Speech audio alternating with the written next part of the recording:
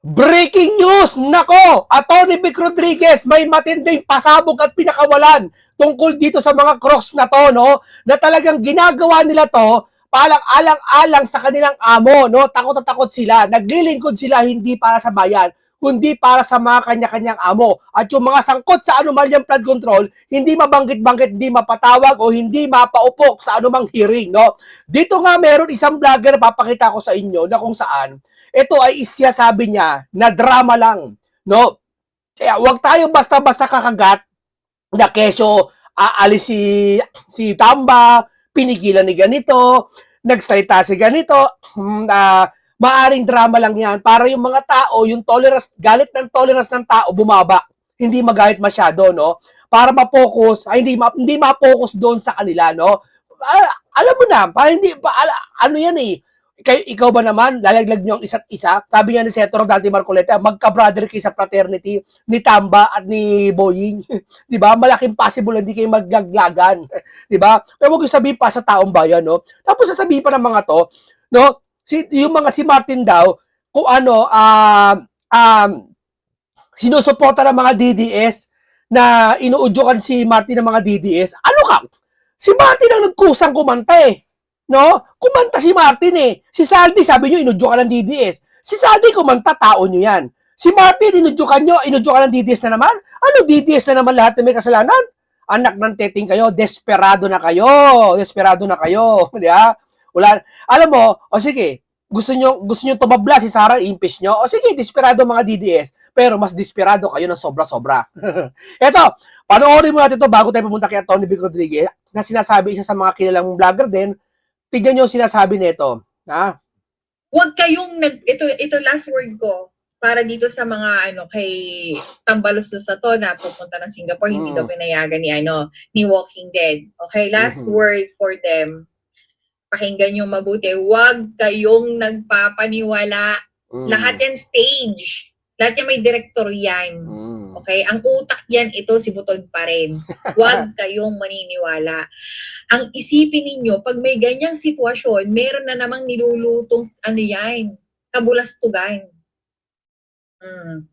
Hindi pa ba kayo nasanay sa pattern? Na kunwari may pag-aaway, kunyari may hidwaan, and at the end of the day, meron na namang lilitaw na mga anomalya. Kaya wag kayong magpapabudol, wag kayong maniniwala, okay? Kasi sigurado yan, meron silang binubuo na naman. May binubuo na naman yun na proyekto o alyansa na naman. O, di ba? Alam mo, may point siya. Alam mo bakit? Isipin mo itong nakaraan, yung may sakit si Di Umano, si Junior. Gasino lang sabihin mo, lumabas ka sa TV, sa live, wala kang sakit. Lumabas ka pa, isang linggo, nag-jumping jack ka. Di ba? Yung tao tuloy, nakapag-isip na mga kung ano-ano. Yung iba tuloy, hindi sinasadya, nagkaroon ng fake news. Tapos ididimanda nyo. Ipakukulong nyo. Kakasuhan nyo. Kung sa umpisa pa lang, sinabi nyo na, kung nasaan talaga nasa maayos naman pala, di sana yung mga tao hindi nadaya. Kasi kung mahal nyo taong bayan, hindi, kikilos ka agad kayo. Di ba? Hindi pa natagalin nyo pa ng ilang araw bago kayo mag-jumping jack ka. Di ba? Parang ganun sample dito eh. Pinapatagal nyo lahat ng bagay eh. Di ba? Kung walang tinatago, ba't yung pinapatagal? Di ba? Eto, painggan po natin si Atty. Vic Rodriguez sa kanyang matinding banat dito. Pong pamagat ay yung King Croc Tears. Ang tanong, sino yung hari ng buhaya? Sino ba talaga yung King Croc? Alam mo ninyo, marami talagang diversionaryong ginagawa ang kasalukuyang administrasyon. Pati yung mainstream media, pati yung mga pahayagan, wala po yan, huwag kayong umasa dyan. Napakalaking balita yung paglabas ng isa sa mga King Croc, si Martin Romualdez. No? Hindi lamang niya isiniwalat ng buo pa yung kanyang nalalaman, subalit hawak ko po yung kanyang naging pahayag. No? Maraming naging balita. Pag-usapan po natin, himayin natin. Yung statement ni King Croc laban sa kapwa niya King Croc. Bakit po may tears? Di ba yung luha ng buhaya? Ang ibig sabihin niyan, peke. Yung luha po ng buhaya, ibig sabihin niyan, pinipeki niya. It feigns sadness or it feigns sympathy, yung nagpapaawa. yung nagpapabiktima ang papel. Sila yung biktima. Kababayan, Friday po ngayon. Alam naman ninyo, pagpapasok ang weekend, naglalabas ang napakaraming kasinungalingan ang Malacanang, ang tanggapan ng Pangulo, ang team ni Bongbong Marcos para matabunan yung trillion pesos na pinagnanakaw nila. At kabahagi dito, itong drama, itong sarswela, itong napakamahal at ingranting production ng corrupt at kurakot na Bongbong Marcos administration gamit ang impeachment process. Pag-uusapan din natin yan. So, King Croc Tears, mag-iingat po kayo sapagkat yung itsurang malungkot, yung itsura pong nagpapaawa at kaawa-awa, bagamat ang laki ng pinayat ng isang King Croc, ni Martin Romualdez, wag po kayong maawa doon. Bahagi sila ng trilyong pisong pagnanakaw na kanilang ginawa at hanggang ngayon ay ginagawa sa ating mga Pilipino. Hindi po sila dapat kaawaan. Simulan po natin, himayin natin yung naging pahayag ni King Croc Martin Romualdez. Dito kasi mga kababayak, sa pagpahayag nito ni Martin Romualdez, dito hindi niya intensyon na para pagtakpan ang bawat isa. Dito tinatatakpan niya ang sarili niya, nililinis niya. Dito sinasabi niya kung saan may tinuturo siyang mastermind na babala yung ginagawa niya na kapag malinaw naman ang sinasabi, Diyos naman, English na yun hindi pa maintindihan yun. Hindi naman siya nag-Spanish o hindi naman siya nagsasalitang Cebuano Tagalog English na nga sinasabi niya, di ba? Ang sinasabi niya doon kay pahayag ni Martin na pag ako tinuturo nyo, hindi lang ako. Pag ako paano malabas, pag tinuro nyo ako, magtuturo ako. Ibig sabihin meron, hindi kasi nungalingan. Anong sabi ng Malacanang? Tumahimik muna siya. Di ba? Sabi ni Auntie Claire. Anong sabi ng mga bangag vloggers? Hindi sila magkanta o gaga ngayon kung sino kakampihan nila, kung si BBM o si Martin. Di ba? Tapos sisisi nila mga Duterte. Di ba? Pamuntos na lang yung ginagawa nila. Gusto nila makapuntos sila sa mga Duterte. Pero napakalinaw na talagang si Martin, kita-kita may tinuturong mastermind na dapat hindi porket may tinuturo si Martin na mastermind, magtuturo ka na rin. Kailangan nito ng investigasyon doon sa 18 Marine. Isa-isa na. Ang sinabi niyang isa, I will not keep quiet anymore. Hindi na raw siya tatahimik. At haharapin daw po niya ito at sasabihin niya yung mga katotohanan dahil the truth deserves to be heard. Yan po yung kanyang pahayag sa kanyang naging first public statement and appearance going head-to-head against his cousin, isa pang King Croc, si Bongbong Marcos. Pareho yan. May mga podcast or interview si Bongbong Marcos, kunyari naluluha. Diba? Kunyari nalulungkot siya, ayaw daw niyang nahihirapan ng mga Pilipino. Soli mo kaya yung bilyon-bilyong dineliver sa'yo ni Saldico. But you have to walk your talk. Ganon din itong si Martin Romualdez sa paglabas niya. Kunwari, itsura niya kaawa-awa, namamaya.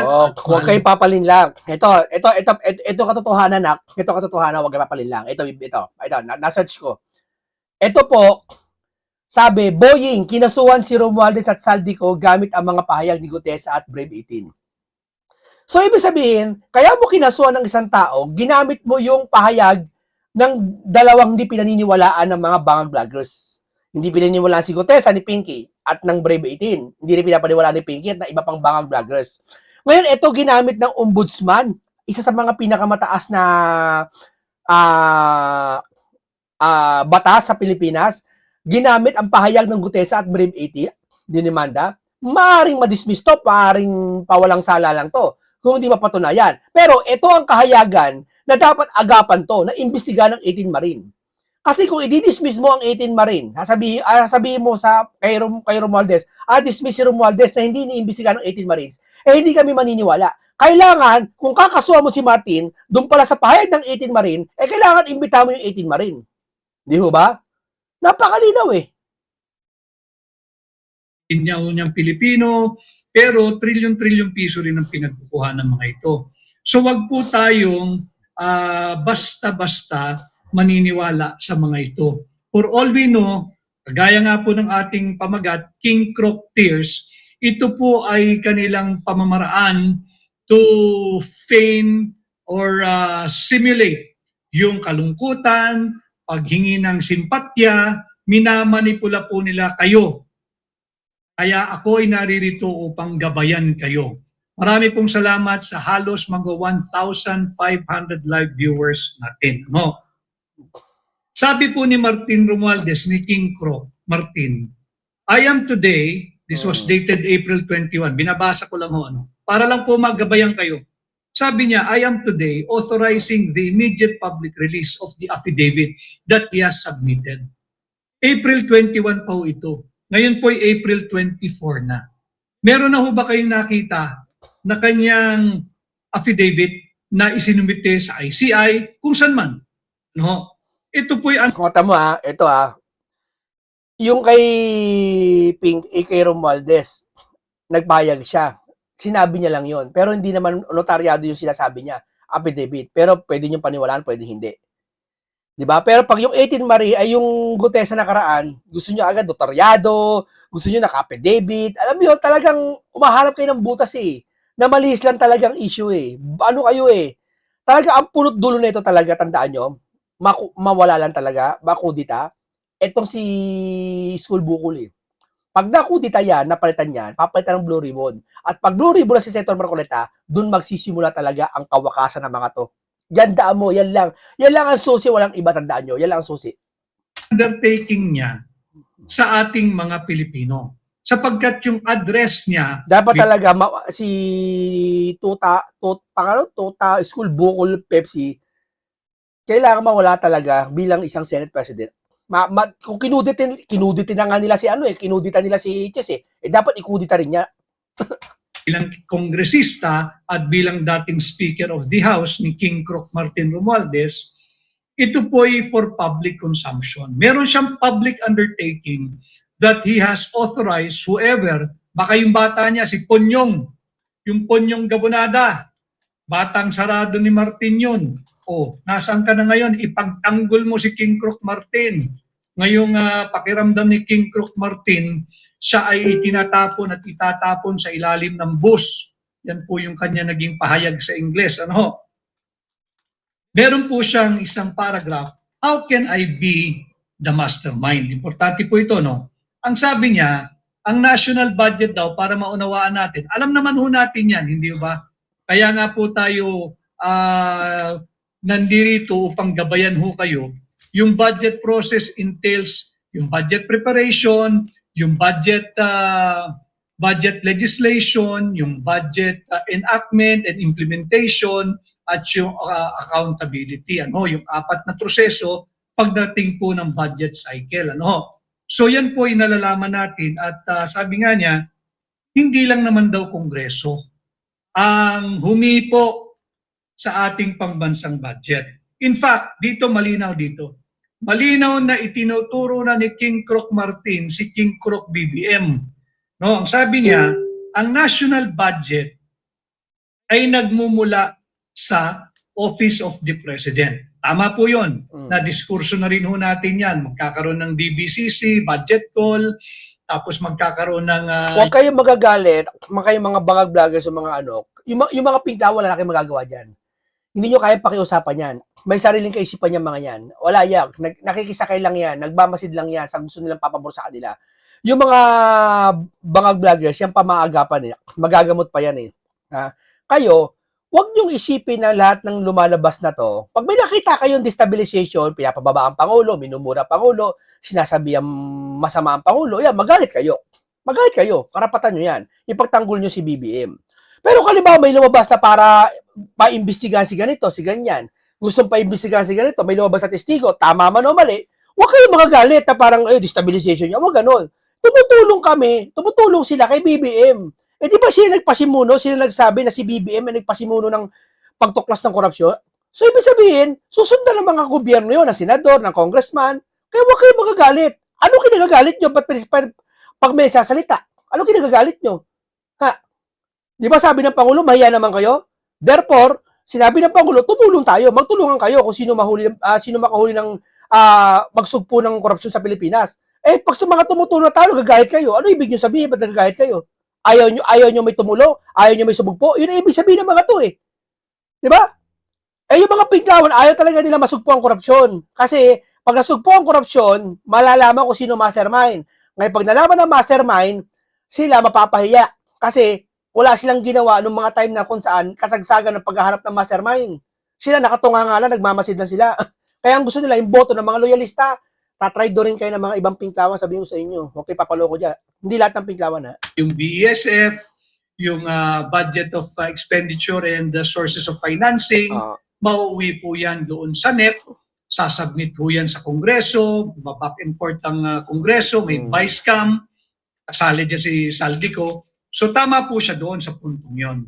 Ang sinasabi niya, doon meron talagang budget, yung cycle po ng pagpasa ng budget mula sa OP, representing the Executive Department, dadaan sa mababang kapulungan, dadaan sa Senado, na ang tinuturungang ilalaglag nila ay si Chis Escudero, dating Senate President, at babalik na sa tanggapan ng Pangulo. Dito malinaw, ang sinabi ni Martin Romualdez, kung magkakaroon ng korupsyon, ito ay magaganap sa tanggapan ng Executive Department, short of naming the office of the President. But yun lang yun eh. Wag nyo naman lokohin taong bayan. Yung napakasimple naman marami isangay na executive. Pero pag sinabi executive, sino ba yung pinaka-pumipirma? Ano ba naman kayo? Hindi naman pinabibintangan si BBM eh. Guilty ba kayo? Hindi naman pinabibintangan eh. Ang sinasabi dito, mag-conduct ng investigation. Yun ang ibig sabihin nun. Halimbawa, ganito. Diyan sa building na yan, may pumasok ng magnanakaw. Ibig sabihin ba yung magnanakaw, tutugisin mo? Mag-iimbestiga sa building na yan. Kung sino mga sa empleyado dyan na magnanakaw na baka isa dyan pumasok dyan, isa dyan empleyado pala. Imbestigahan mo. tanungin po ninyo ang sarili ninyo.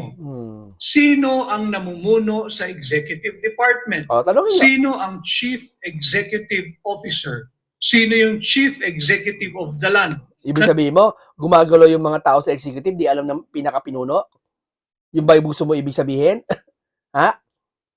Nagpapatupad ng lahat ng batas, ng alituntunin, ng budget process, nag-uutos, may mga alter ego sa iba't ibang departamento. Hindi ba't ang Pangulo ng Pilipinas at hindi ba't ang Panggulo ng Pilipinas ngayon walang iba kundi ang pinsan ni King Croc Martin Romualdez na si King Croc Bongbong Marcos. So dito malinaw sa naging pahayag ni Martin Romualdez, ininguso na niya Tingnan mo si ha. Bongbong Marcos. Tingnan nyo ha. Kung matalino ang chairman ng Blue Ribbon, ha? Kung may ganito ha. Kung talagang hindi, wag na lang may utak kasi hindi naman trabaho na may utak talaga to eh. Trabaho na may konsensya to eh, na pagmamahal sa taong bayan eh. Kung may puso talaga tong chairman na to, nakita niya si Martin nagsalita na, dapat mag-schedule siya patawag na to eh. 'Di ba? Para ma-imbestigahan na masiwalat na lahat eh. Ba't ayaw niya pa rin? Interparliamentary courtesy pa rin? Ha? Ubus na ka ba ng bayan? Ha? Interparliamentary courtesy ka pa rin? Ha? Malinaw dito. If corruption... Kaya dapat talaga ang pinaka-punto rito mga kababayan, mawala lang talaga, mapalitan lang talaga bilang Senate President, yung bukol na yan. Mapalitan. Hindi natin ninanais palitan dito para ipagtanggulan Duterte. Kung gusto nyo, pinklawan ilagay nyo eh. Kaso hindi rin eh. Pag pinklawan nilagay mo sa Senate President, baka hindi asikasuhin to eh. Mas maganda talaga yung neutral, asikasuhin to. Na isang senador na kung saan asikasuhin tong issue na to ng flood control issue, tapos ibalik sa Blue Ribbon, kahit wag na si Senator Marcoleta ibalik sa Blue Ribbon, kahit yung neutral na lang para litigation ito. Kasi nagiging ngayon walang nangyayari sa Blue Ribbon ngayon eh. Diba? Dapat talaga makudit, hindi na makudita. I mean, puso mo na lang, bumaba ka na. Bukol, bumaba ka na sa posisyon mo. Where to occur, it happens at the level of the execution of the General Appropriations Act, yung GAA. Doon na raw po nangyayari yung katayan. Doon na raw po nangyayari yung pagnanakaw, yung kurakot, yung korupsyon sa level ng Office of the President, being the ultimate representative and symbol of the executive department. Galing po ito kay Martin Romualdez. So, nauuwi na po sila sa ano po ito, sa rule of the jungle. Yan na po ang kanilang estado ngayon. Yung mga dating mag-aalyado na akala mo'y hindi maghihiwalay at walang katapusan, Away-away ang na. ligaya at pagpapakasasa sa pera't pondo't buwis. O sige, kung talagang Duterte ang may kasalanan, ito kung Duterte may kasalanan, tinuturo ng mga bangag vloggers, pati ng ibang pinklawan. O sige, bakit mo nagsalita si Saldico hindi tinuturo ang Duterte? Sabi niyo, tao si Saldico ng Duterte? Ha? Totoo, tao talaga si Duterte, tao si Duterte? Eh, di ba si Sara inaaway niya? Isa sa mga utak niyan si ba yung dating speaker sa pagpapa-impeach niya? Sige nga. Talaga, kung talaga nagsasalita puro kaalyado niyo Si Saldi. Ba't di tinuturo mga Duterte kung talagang Duterte ang korupsyon? O si Martin nagsalita, Duterte ba tinuro? Si Diskaya nagsalita, Duterte ba tinuturo? O palagi natin kasabot na si Diskaya, hindi na pwede ituro si Duterte, wag na lang yon. Yung mga testigo, at tinuturo ba Duterte? Sige nga. Bakit? Kasi hindi nila pwede ituro si Duterte kasi wala silang matibay na ebidensya. Di ba? Kailangan ebidensya pa rin. Kahit ituro nga lang, ayaw May ituro ba sa mga Duterte maliban sa mga bangang vloggers? Maliban sa palingkera na Malacanang? Yun lang naman Di ba? Hindi niya tinuturo si Duterte pero pinatutulog niya. Nililinis lang ng Pangulo ang dating korupsyon ng administrasyon. Di ba? Mga bangag vloggers na nagsasabi noon na Duterte, ang puno ng korupsyon na to. Ordinaryong Pilipino, sila na ngayon ang nagpapatayan. Rule of the jungle na ho ito. Battle of the Crocs. Labanan na ito ng mga buhaya. Yung buhaya ng Tacloban, laban sa buhaya ng Batak. Nagngangat-ngata na po sila. Ang problema, pareho pong talagang napakakukunat ng mga balat nito. So tingnan natin kung sino yung may mas matatalim na pangil at ngipin na tatagos doon sa kapal ng balat ng mga buhayang naglipa na sa ating lipunan. So rule of the jungle na po ang umiiral sa kanilang relasyon. Yung wala na pong absence of order. Wala na po. Wala na. Ang nangyayari sa kanila, wala nang sistema, dog eat dog. Katayan na. Sila nagkakainan. Sila nagkakatayan. Yan ang normal na mangyayari po dyan dahil as I've said many times in the past, wala namang pinagsamahang dahil sa prinsipyo yung mga yan. Yan ay nagsasama-sama, giliw na giliw sila sa isa't isa dahil lang sa pagnanakaw ng pera natin. Tama yun. Ang laki ng punto nito ni Atty. Vic Rodriguez. Kapag ang isang tao nagsama-sama kayo sa yung pagkakaibigan, pagkakapihan, hindi sa involved sa pera, magkakasama kayo kahit magpalit na administrasyon sa politiko sa lahat Hindi, nagsama-sama sila siguro sa maleta. Kaya siya naglalaglagan ngayon. Tama sa mga Duterte. May naglaglagan ba sa mga kapwa Duterte? Wala naman Si Topacio sa si Guanzon, hindi naman dating DDS si Guanzon Ngayon na lang sumama sa DDS yan, nalinawan dahil sa pink lawak kaplastikan. Pero may nakita ka bang DDS na nag-away-away? May kumalas, pumunta sa, yun yung balimbing. Pero yung mga magkakasama talagang solid dyan, sila Robin Padilla, Atty. Vic Rodriguez, sila Himlo, ang dami niya, si Topacio, hindi naman nag-away-away Sila lang, naglalaglagan kasi may tinatago. Pilipino. At syempre, kung talaga may korupsyon si Duterte noong paman, dapat yung mga pinklawan na salita kayo, ba't di kayo salita noon may korupsyon? Di ba sabi niya na isang vlogger sino ba yon? Si Boss Dada. Ang sabi niya nung panahon ni Duterte, bakit hindi kayo nagsalita tungkol sa korupsyon? Pagbaba pala ni Duterte, ba't di kayo nagsalita tungkol sa korupsyon? Kung meron pala. Bakit ang pinupunto nyo EGK? Hindi naman korupsyon ang tinutukoy nyo kay Duterte kasi kung meron dati pa nyo inano yan. Ngayon magsasalita kayo? Di ba? Etong Seth Trililing, sabi si Sammy Uy daw, drug lord. Drug lord pala, ba't di mo hulihin? Ba't di nyo pahuli? Di ba? Asan na ebidensya mo? Di ba? Madali sabihin yung tao drug lord yan. Ano ebidensya mo? Di ba? Self-instinct, yung survival na po nila, at yung pagpapanatili sa mga sarilit ang kanila sa poder, sa kapangyarihan. Yan po yung rule of the jungle. Ngayon po, sila'y nag-aaway-away na, nagkakainan na, dog eat dog. Yan po yung nangyayari ngayon. Kaya, muli, mag-iingat po kayo. Dahil yung King Croc, andyan pa rin. Si King Croc Martin, si King Croc Saldico, si King Croc Bongbong Marcos, dami ho nila eh. At ngayon, ang naglalaban na lang, sino yung mas pinakamalakas sa lahat ng mga naglipa ng buhaya. Nandyan si Manny Bunuan, pag-alagala pa. Si Adrian Bersamin, baka makonsensya na at gusto lumabas. Si Queen Croc, may Queen Croc din. Pwede ba namang King Croc lang? May Queen Croc din, si Queen Croc Mina Pangandaman. Huwag ninyong kalilimutan yan. At isa pang hindi pa siguro king ito. Medyo mid-size ito. Ang daming siniwala. Daming pasabog ito. Totoo talaga yan. Give Olaybar.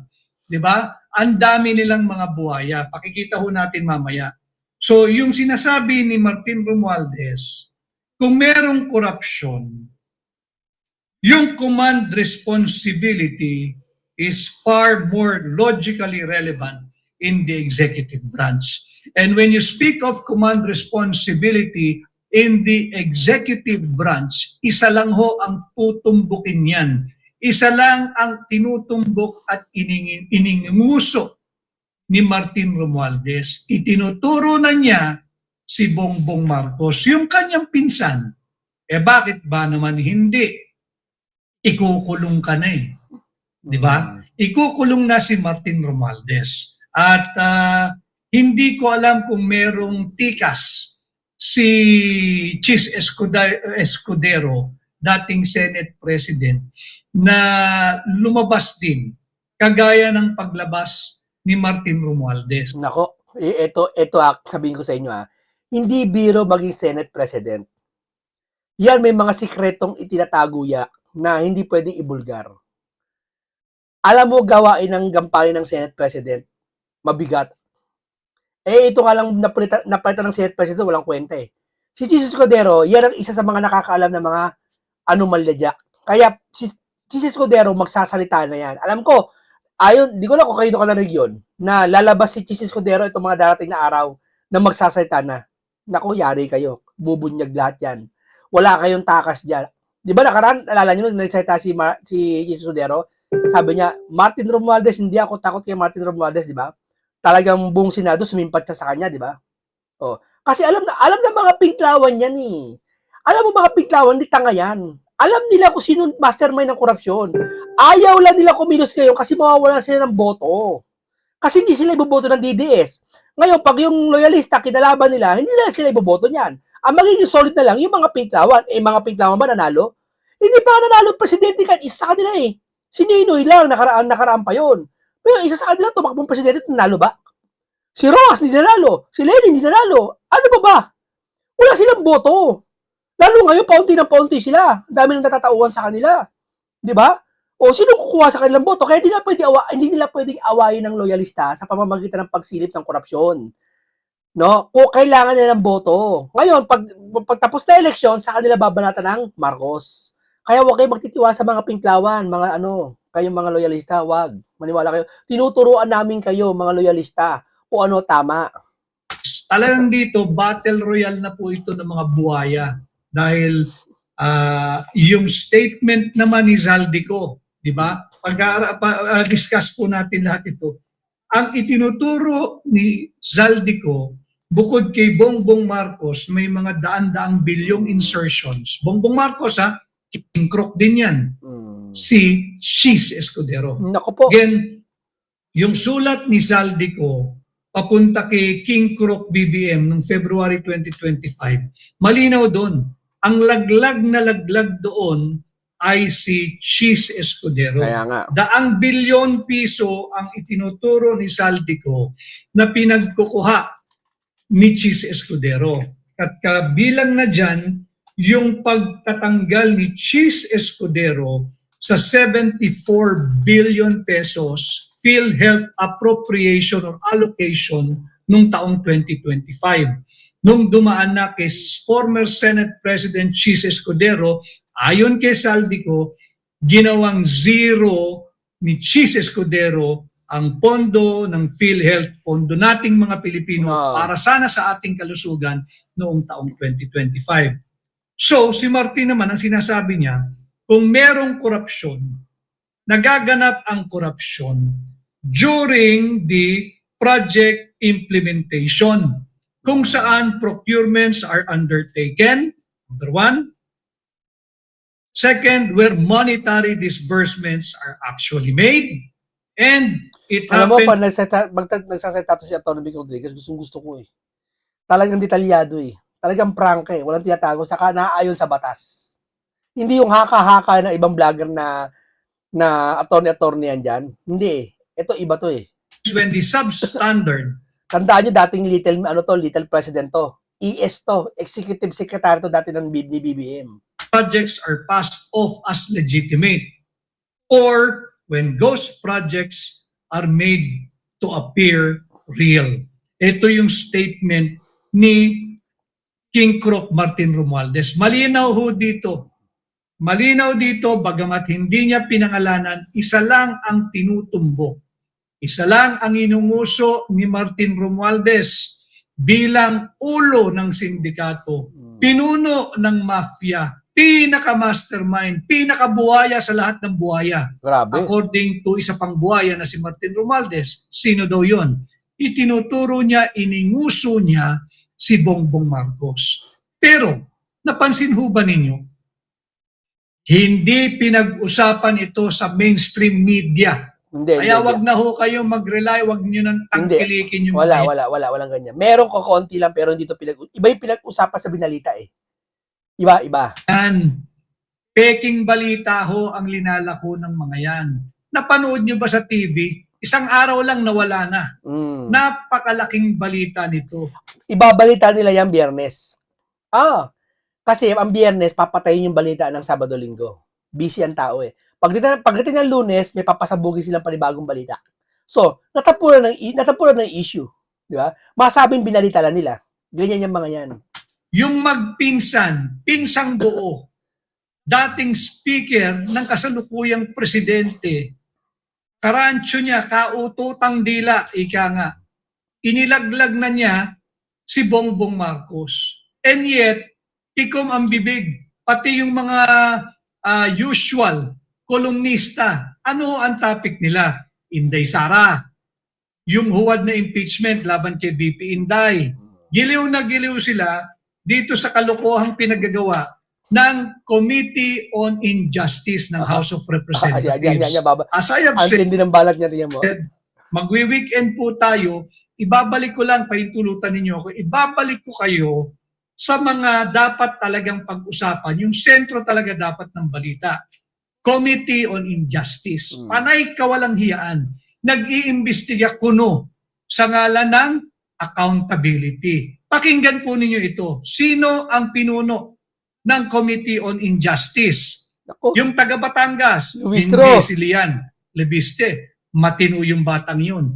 No? Kundi itong si Luistro, yung chairman ng Committee on Injustice ng House of Representatives. By the way, nasa na yung napakinggan nyo na ba? Narinig nyo ba? Yung young guns, tahimik ano? Yung mga matitikas na bataan ni Martin Romualdez na kontratuin si Martin Romualdez nung si Martin Romualdez ay speaker, daig pa ang pagtrato nila kay Papa, kay Santo Papa eh. Hindi pwedeng magalusan, hindi pwedeng dapuan kahit lamok si Martin Romualdez. At pag nakita ng young guns yan, tiyak, papaluin agad yung lamok o yung langaw. Ngayon, naglaglagan na yung magpinsan. Nasaan yung young guns? Nakakabingi ang katahimikan ninyo. Nasaan na yung chairman ng napaka-manipulative na Committee on Injustice ng Mababang Kapulungan? Lahat po dito sa inyong pahina ay may resibo. Pakinggan po ninyo ito at panuorin. Ayan. Walang boses eh.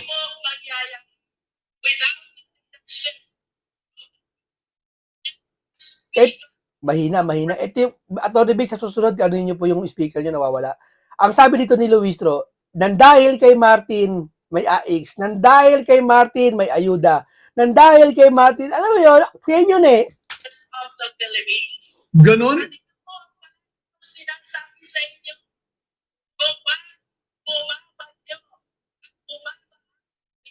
sa second district. Oh, kung bakit bumabaha ng biyaya sa second district dahil kay Martin Romualdez. It is because of our team speaker. Oh, So once again, let me say my lines. Kaya ang hina ng boses. speaker, Dahil may AX, dahil kay speaker. kaya Kaya may akap, dahil kay speaker. speaker, kaya may tuba, dahil speaker. Dami oh. Di ba? Kakapal no? Kala nyo, pera ni Martin. Huwag nyo ipamuka sa pamamagitan ng ganyan. Wala nga kayo siya sabi na galing yung pera kay Martin. Pero diyan sabi nyo dahil kay Martin, kaya may AX. Para lumalabas yung pera niyan galing kay Martin. Ha? Speaker, Sa tingin mo, ikaw, puring-puri ka kay Martin ngayon. Sa tingin mo, hindi ka pwedeng sa impeachment na ginagawa nila?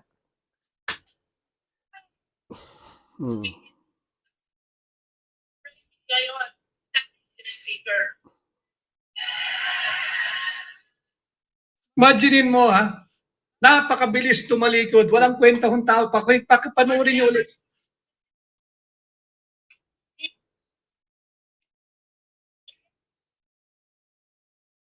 In a nutshell, ang ibig lang niyang sabihin, kaya may nakawan dahil ni speaker. Yun lang ibig niyang sabihin. Ang dami-dami niya. Luistro, nilaglag na si Tamba. Para ibig nyo sabihin ni Atty. Vic, ibig mo pala sabihin, nilaglag ni Luistro si Tamba sa mga time na yan? Niya. Ang bottom line ang gusto niyang sabihin, kaya may nakawan dahil ni speaker. Pero rumesbak naman si speaker. Ang sinasabi ni Martin Romualdez, kaya may ghost project dahil ni BBM. Kaya merong mga substandard projects dahil ni BBM.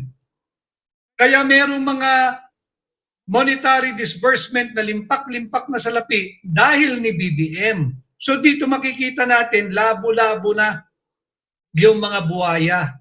Yung akala mong hindi maghihiwalay nung araw dahil ganansya sa pera, nung inabot na sila ng karma at mabilis ho talaga ang karma, nagtuturoan na sila. Kita natin kung paano diniin ni Luistro si speaker. Dahil daw may mga nakawan, dahil ni speaker. Inisa-isa, IX, tupad, akap, kung ano-ano pa. Dahil ni speaker. Ngayon, nasaan si speaker?